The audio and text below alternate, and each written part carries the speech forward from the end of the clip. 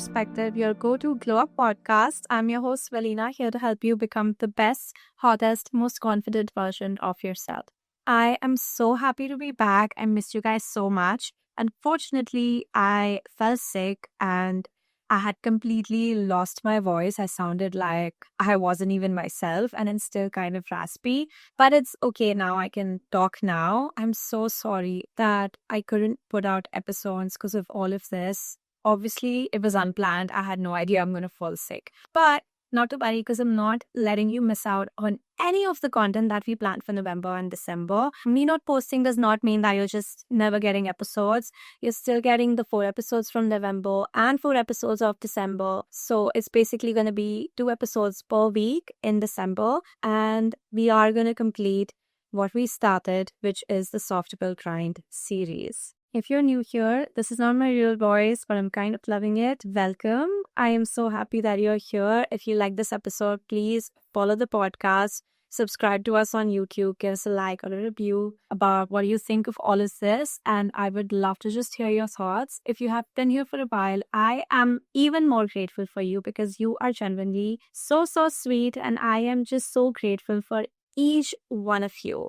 You guys have no idea. I've been so grateful, especially since the Spotify Wrapped for Creators came out yesterday. Oh my God, I was not expecting any of those numbers. Like, as soon as I get a follower on the podcast or on the YouTube channel, I'm just so happy. I'm just like, wow, this one person, like, thank you. One more person listening to me, and I just get so excited. I feel so grateful. And to see that we reached 14 countries, I was the number one show for like 40 people. I think 40 people were listening to Hot Girl Perspective, and that was their number one show on Spotify. That is so crazy. That is so crazy. And Spotify Wrapped has just motivated me so much to make 2026 so good. Like, I would love to do 2 episodes per week regularly, because why not? So just thank you so much. And this morning, before I was, setting up to shoot, I saw the notification from Spotify that said that we reached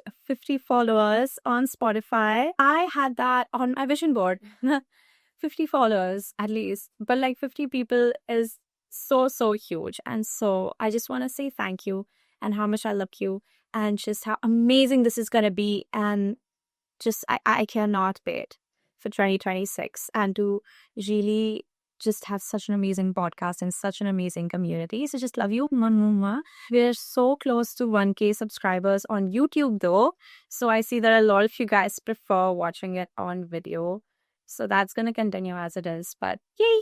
Another life update is, as you can see, the room is finally complete. I mean, I'm still kind of going to add a little bit of tweaks here and there, maybe change the bedding. But basically, the room is complete. Finally, my house is all done, which is also why I was so busy and did not get the time to record. I just have random cuts all over my body because while getting the house ready, I've just hurt myself again and again somehow. And it was so weird because this one night I fell asleep. All good. The next morning I woke up and I had a cut like on my face because of my nails or something. But yeah, things have been crazy and super busy, but super amazing as well.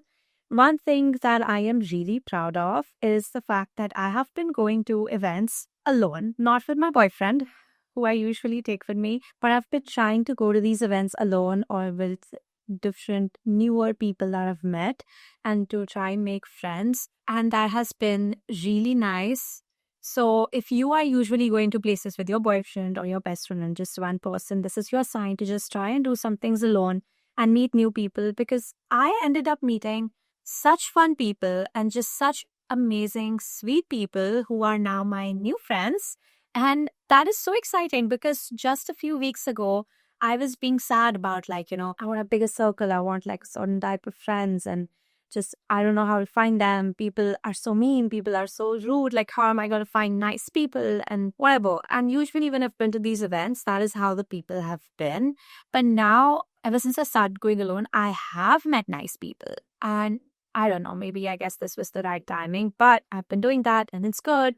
So try it out maybe if you are looking for new friends or if you want to push yourself out of your comfort zone. Going to places that you usually go to with somebody, just go there alone. Anyway, let's get into the episode finally, because I know that you guys have waited so long for it. In the last part, I will link it down below if you need a refresher.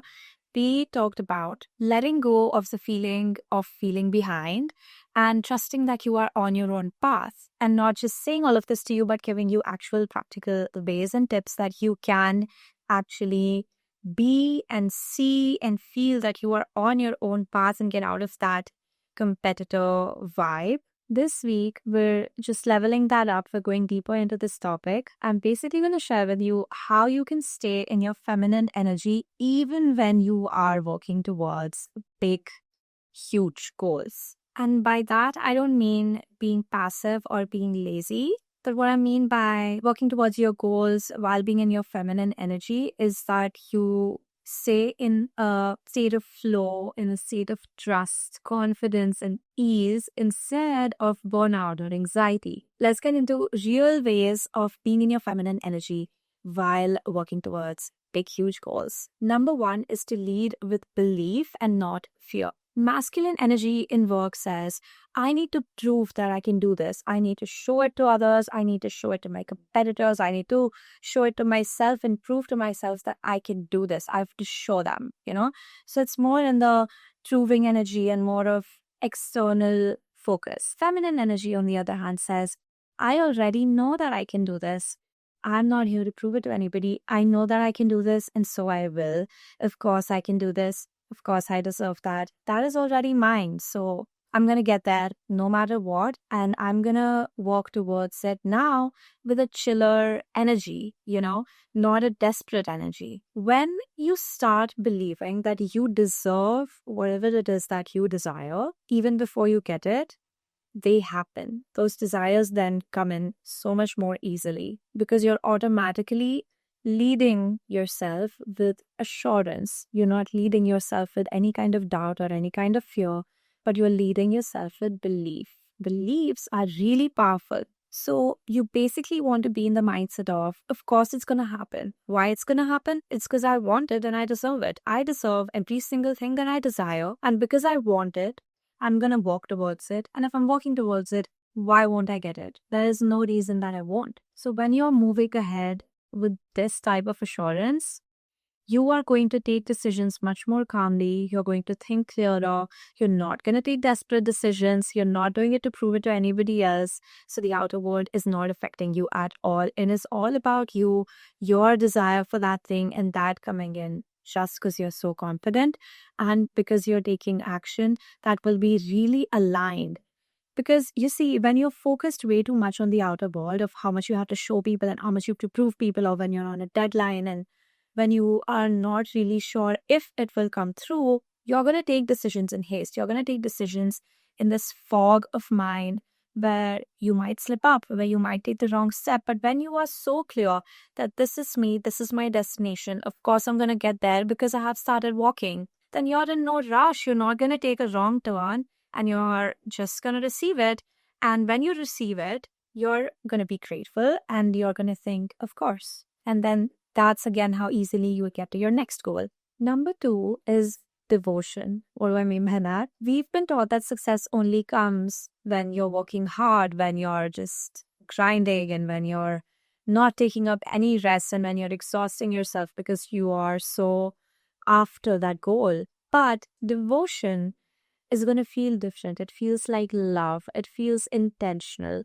Any hobby or any passion that you have that doesn't necessarily add to your bank account, but you still do it because you're doing it out of love, because you're devoted to it. You like it. You like painting. So you're going to do it just to make yourself feel good, and you're going to put so much love into that one painting. And, do you get what I mean? You get the bite, right? So that is way different than exhausting yourself, right? So what I want you to do is switch to the devotion mindset. Instead of saying, oh my God, I have to post content today. I haven't done it in so many days. I have to put out these 5 videos in a single day, every single day. I have to post like 13 TikToks every single day. Instead of that, you switch your language to, I get to post for free and promote myself or my brand onto these platforms where millions and millions of people can see it. I get to do that. I get to post. I get to sit at home, record a couple of videos, and put that up. And that's all that I have to do. Switch up your language, and that's going to change everything. Devotion is going to keep you consistent without training you because you're doing it out of love and choice. Showing up because you're connected to your why. What's your why? Why do you want it? Get clear on that. And you're going to show up because you're really connected to it. You really want it, right? Not because you're scared that you're falling behind. That's not why we're showing up. We're showing up because we know why, and that's important to us. Number three is to value alignment. A lot of times I've noticed, even myself, doing things that I know are probably not in alignment and just being so overwhelmed and confused with what should I do, what should I not do, what steps should I take, what should I not take. And you just end up taking some wrong decisions that feel kind of off, but you're not really sure why because you're not pausing to sit down and think, what feels good today? What am I guided to do? What feels aligned? Does it feel good to be sitting at home and editing today? Or does it feel good to actually go out and maybe shoot some new content? Or maybe does it feel good to reach out to a couple new people and meet with them so I can network and just build a team for my business? What feels good today? Don't just do what your calendar says. Don't just do what others are expecting of you. What feels good to you? And also, don't just do things because you have a long to-do list and you're just gonna tick off wherever you can without looking at how that's making you feel and what you're attracting through it. Ask yourself when you're doing something, is this out of love or is it out of pressure? Do I feel excited about this? Do I feel that this is the next step for me? Or am I just doing this for the wrong reasons? Not only will you work better, not only will you get better results, but the universe will also respond to you better because you are clearer. You know that you're on the right frequency, so all the right things are going to flow to you. Number 4 is to be in receiving energy. I have this little reminder that comes up at 12 p.m. every single day, which is the question, am I in chasing or receiving energy? And it's just a little checkpoint for me to see, what energy am I in? Am I in the receiving energy? Am I in the receiving spot? If not, I put myself into that. I focus on it. And if I am, then great, keep going. That has changed genuinely so many things for me. Just like random miracles, random little things going my way, unexpected opportunities, or even little things like getting a free cake. Anything, So just try to put yourself in that receiving energy. So while you're working, while you're taking action, you are still in that receiving energy where you let others help you, where you let the universe work things out for you. Because if you're constantly in the chasing energy of like, I need to do this, I need to take control of this, and I have to figure this out, well, you're not leaving space for anything to help you out. My next step is to romanticize your work. And by that, I mostly mean the environment, because that is going to help you even more actually romanticize the tasks that you're doing. So if you have a desk, why are you leaving it gray and boring? Just put up pictures that inspire you. Put up a picture of a person that you love or some snacks for you. Sit with a nice drink in a really pretty glass and wear good clothes while you're working. Have a perfume that's for your work. Just romanticize it all because this is what's going to build what you want, right? So why would you continue feeling bad about it? Why would you sit in a place that makes you feel bored? Why would you wear something that doesn't make you feel like your best self, that doesn't make you feel like who you'd be when you achieve the goal? And my last step is to listen to your intuition, which is similar to the alignment tip, but a tiny bit different because here you're just being open to listen to what your gut is telling you. Another way that I want you to listen to your intuition is sometimes when you're taking decisions in business and you can't really understand, like, should I take this or that option? Ask your gut. Generally, just ask your gut. I have read and heard so many stories of such successful businessmen and women. They have just had this little nudge. They've had a gut feeling that I need to take this path when everybody was prepared to take the other one. When they themselves were prepared to take the other one, but then they just listened to their intuition. They took the other choice and their business boomed, or they called in a lot of money, or a great investor came in and good things happen. Your gut knows. So listen to your intuition, especially when you're confused. Ask yourself. You don't need to force your way into your dream life. Trust that your energy is your biggest asset because it is. Everything is made up of energy. Everything is energy. Your desires, your actions, your thoughts, everything is energy. So if it's all the same thing, put good energy into yourself and around yourself, and good energy is going to come to you and follow you as well. It's just as simple as that. But that is all for this episode.